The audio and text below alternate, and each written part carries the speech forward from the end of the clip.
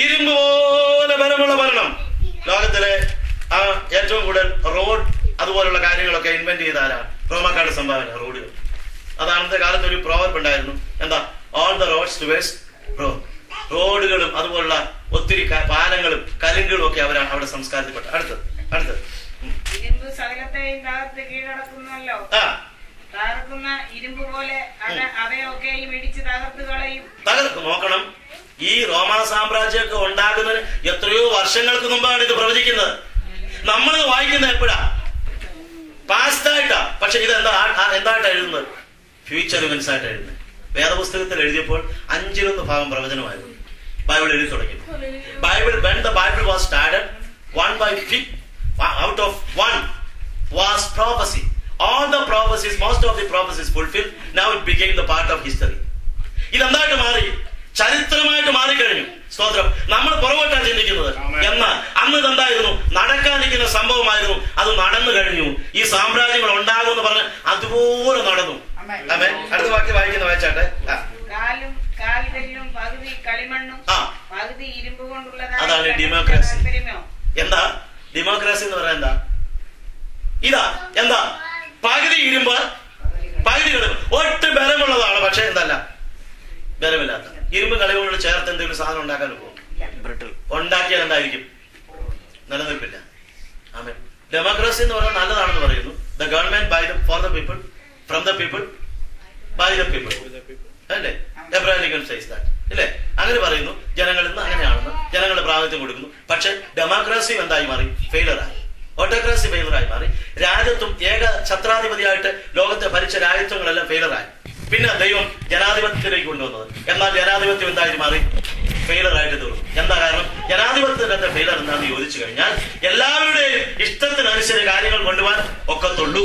അങ്ങനെ വന്നു കഴിഞ്ഞാൽ ഒട്ടുമുക്കാൽ കാര്യങ്ങൾ എന്ത് ചെയ്യത്തില്ല? പ്രാക്ടിക്കൽ ആക്കാൻ ഒക്കത്തില്ല. തെരഞ്ഞെടുക്കപ്പെട്ട ആളുകളുടെ ഇഷ്ടമനുസരിച്ച് ഒരു രാജ്യത്തെ ഭരിക്കാൻ കഴിയത്തുള്ളൂ. പലതും എന്തായിട്ട് പോകും? ബലിയർപ്പിക്കേണ്ടി വരും. സ്തോത്രം. ദൈവവിശ്വാസം പോലും ഇനി പരസ്യമായിട്ട് പ്രസംഗിക്കരുതെന്നോ, റേഡിയോയിൽ കൂടെ, ടിവിയിൽ കൂടെ, ചാനലിൽ കൂടെ സുവിശേഷം പ്രസംഗിക്കരുതെന്നോ, നാളെ ഒരിക്കൽ ഇവിടുത്തെ സെനറ്റോ, ഇവിടുത്തെ മന്ത്രിസഭയോ, ഇവിടുത്തെ കോൺഗ്രസോ അവരെല്ലാം കൂടെ തീരുമാനിച്ചു കഴിഞ്ഞാൽ എന്തായിരിക്കും? അങ്ങനെ നടക്കും. നമ്മൾ പറഞ്ഞിട്ടൊന്നും കാര്യമില്ല. ദൈവത്തിൽ വിശ്വസിക്കുന്ന, ദൈവത്തിൽ കൂടുതൽ ആരാധിക്കുന്ന, മിഷന്റെ പ്രവർത്തനത്തിന് വേണ്ടി ലോകത്തിൽ ഏറ്റവും കൂടുതൽ പണം ചെലവഴിക്കുന്ന രാജ്യമാണ് ഏത്? അമേരിക്ക. Praise the Lord.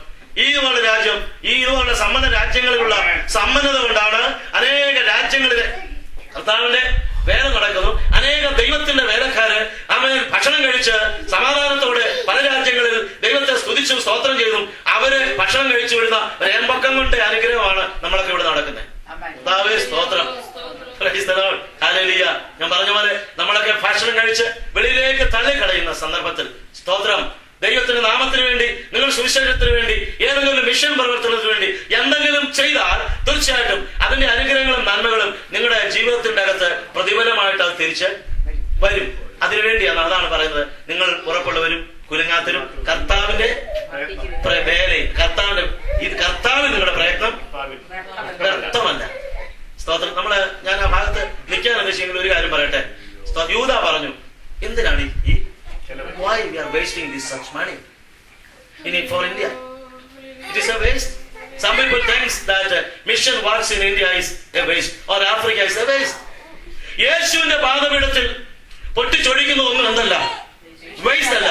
നമ്മൾ കഴിക്കുന്നതും നമ്മൾ തിന്നുന്നതും നമ്മൾ ജീവിക്കുന്നതും അവസാനം വേസ്റ്റ് ആയിട്ട് വരും, മറ്റേത് വർത്തായിട്ട് വരും.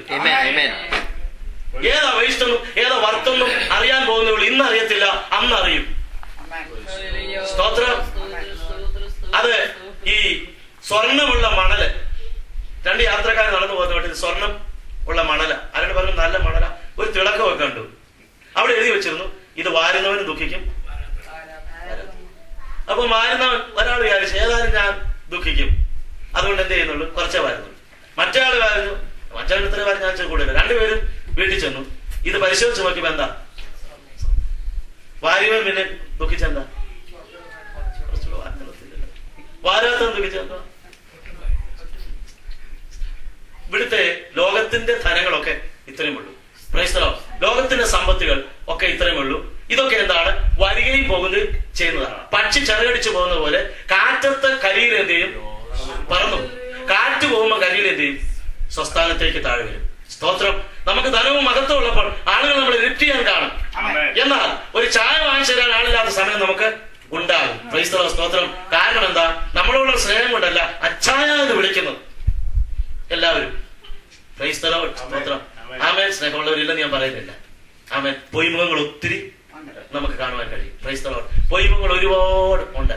ആമേൻ. സ്തോത്രം. ചിലപ്പോൾ നമ്മൾ പോലും മിഷൻ അല്ലെങ്കിൽ ഇവിടെ വരുന്ന പല പ്രോജക്റ്റുകാർക്കും ചെയ്യുന്ന ഒരു പക്ഷേ എന്തായിട്ടായിരിക്കാം, ശരിയാണോ ഇല്ല തുന്നിച്ചു നോക്കിയിട്ട് ചെയ്യാൻ നോക്കുവോ?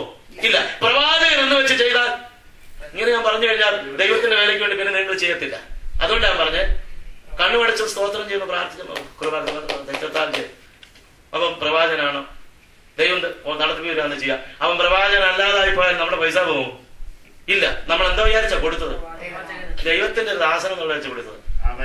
അതുകൊണ്ട് നമ്മൾ ഇതൊന്നും നമ്മുടെ കൈ വരുന്ന നോട്ട് മുഴുവനും കറക്റ്റ് കറൻസി ആണോ എന്ന് ഡിക്റ്റേറ്റ് ചെയ്തതിനു ശേഷം ഒരു പെപ്സി പോലും വാങ്ങിച്ചു കുടിക്കാനൊക്കത്തില്ല.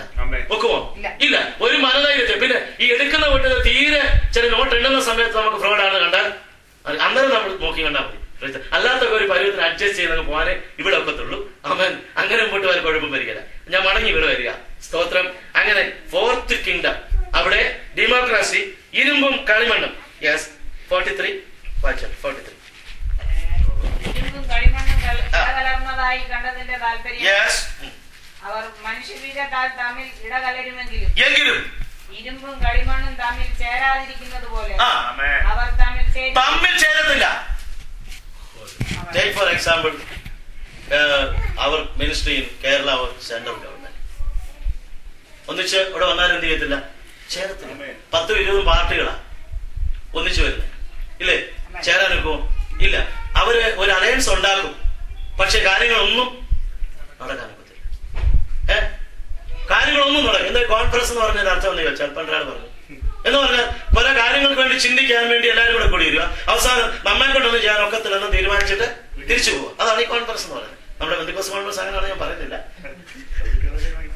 അങ്ങനെയൊക്കെ തന്നെയാ കോൺഫറൻസ്. എല്ലാം ചെയ്യാമെന്ന് വിചാരിച്ചുകൊണ്ട് കൂടുക. പക്ഷെ എന്ത് ചെയ്യാം? ഒന്നും നമ്മളെ കൊണ്ട് ചെയ്യാൻ ഒക്കത്തില്ലെന്ന് പറയുന്നത് ആരും സമ്മതിക്കത്തില്ലല്ലോ. ചില കാര്യങ്ങൾ ചെയ്താൽ എന്താ? എത്ര നല്ല കാര്യങ്ങൾ ചെയ്താലും ചില ആളുകൾക്ക് എന്തല്ല, നല്ലതല്ല. അവരവരുടെ വ്യൂവിൽ അവരവർക്ക് ഇഷ്ടം പോലെ എന്ത് ചെയ്യണം? കാര്യങ്ങൾ നടത്തണം. ദൈവനാമ മഹത്വം ഒന്നും ഇവിടെ വിഷയമല്ല. എനിക്ക് എന്താകണം?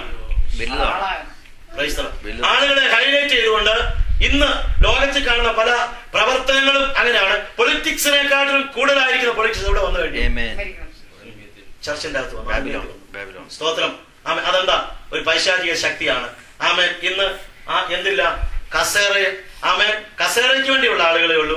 പിന്നെ ആ തുവാലയും ആ പാത്രം ബേസിനും ആർക്കും വേണ്ട. യേശു അതാ വച്ചു പോയത്. എന്താ? ഒരു തുവാലയും ബേസിനും അതാർക്കും വേണ്ട. Praise the Lord. സ്തോത്രം. ഞാൻ അവിടെ നിന്ന് തിരിച്ചു വരട്ടെ. അതൊരു വഴക്കുള്ള ഭാഗമായതുകൊണ്ട് ഞാൻ ഇവിടെ പറയുന്നില്ല. Praise the Lord. സ്തോത്രം. ദൈവമക്കളെ, നമ്മൾ ആരും വലുതാകാനായിട്ട് ആഗ്രഹിക്കരുത്. കർത്താവ് സമയമാകുമ്പോൾ എന്ത് ചെയ്യും? നമ്മളെ വലുതാക്കും. എത്ര ലോകം മുഴുവൻ എതിരായിട്ട് നിന്നാലും ദൈവം തന്നെ ഉയർത്തി കഴിഞ്ഞു കഴിഞ്ഞാൽ, ഉയർത്താൻ തീരുമാനിച്ചു കഴിഞ്ഞാൽ, ആമേൻ, ദൈവം നിനക്ക് അനുകൂലമെങ്കിൽ കർമ്മയിൽ ഉയർത്തുന്ന ഒരു ദിവസമുണ്ട്. പക്ഷെ നീ കരുതുകൊണ്ട് ഒളിച്ചിരിക്കും. ക്രൈസ്തവം ചില ദിവസങ്ങൾ ഒളിച്ചിരിക്കുന്ന ദിവസമുണ്ട്. അഡ്രസ് ഇല്ല. ഒരു വിത്ത് എറിയുന്ന പോലെ, ഇല്ലേ? യജമാനന്റെ വിലയേറിയ ആ ചാക്കിന്റെ അകത്തിരുന്ന ഒരു ഗോതമ്പിന്റെ വിത്ത് അതെടുത്ത് എവിടോട്ട് എറിഞ്ഞു? ചെലയ്ക്കകത്തോട്ട് എറിഞ്ഞു. കാളകൾ ചവിട്ടുന്ന ചള്ളക്കകത്ത് എറിഞ്ഞു. അഡ്രസ് ഉണ്ടോ? ഇല്ല. ആരും ചെല്ലാത്തതായ ഒരുത്തരും ഇല്ലാത്ത ഒരു സഭയിലേക്ക് ഒരു ദേവദാസനോട് ട്രാൻസ്ഫർ കിട്ടുമ്പോൾ അതുപോലെ ഈ വിത്തിനെ എവിടോട്ട് എറിയുകയാണ്? ചേറ്റുകുഴിയിലേക്ക്. ഹൈറേഞ്ചിലുള്ള സ്ഥലമാണ് ചേറ്റുകുഴിയിലേക്ക് ട്രാൻസ്ഫർ. ചേറ്റുകുഴി എന്ന് പറയുന്ന സ്ഥലമാണ്. ഉണ്ടോ? അവിടെ ഉണ്ടോ? ആ, സോറി, ഞാനിവിടെ പോയിട്ടുണ്ട്. ചേറ്റുകുഴി ചർച്ചക്കോട് സഭ പ്രസംഗിച്ചിട്ടുണ്ട്. സ്തോത്രം. ഞാനത് ബ്ലൈൻഡ് ചെയ്ത് പറയല്ല. അവിടേക്ക് സ്തോത്രം. വലിയ യാത്രാ സൗകര്യം